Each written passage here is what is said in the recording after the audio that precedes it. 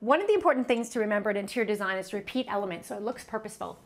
These glass knobs look fantastic with our doorknobs, which are also glass, and our lighting fixture. And if you notice, the palette really works here because it flows all the way from the front of the house right through the back of the house, picking up some of those blue grays, but also introducing a nice warm tone. Something I did in this house that I really love is I went with a really warm wall color, and it's the same color throughout. It actually works really well against the cool palette, helping to add that great contrast and great drama.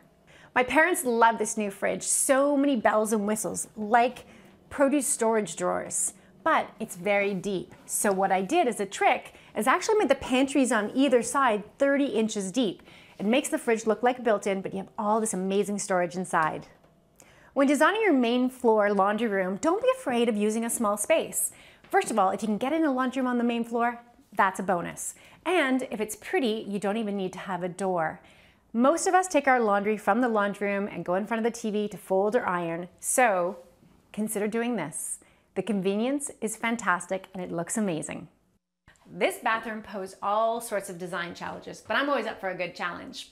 It was small and it was a really weird layout. The toilet was where it is now, but I rotated it, which is a great cost saver. The door was switched all the way over here where the tub used to be. It was very awkward.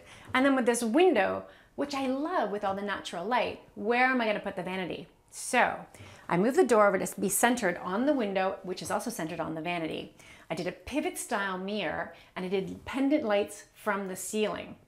Then by moving the door over, I actually had enough room to put in this amazing new shower system.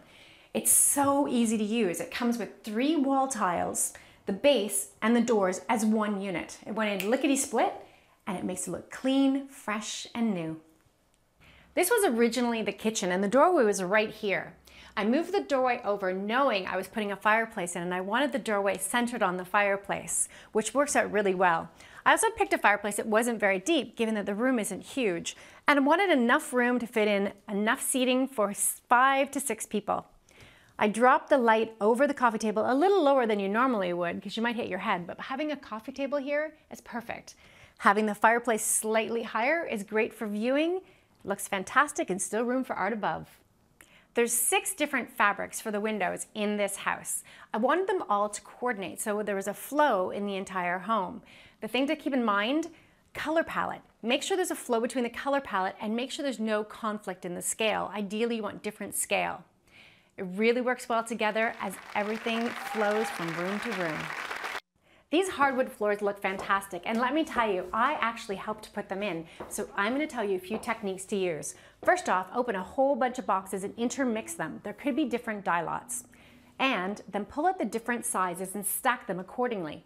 Then pick your favorites. It's really important to put the best pieces down the hallway or a place where it's going to be right in your sight lines.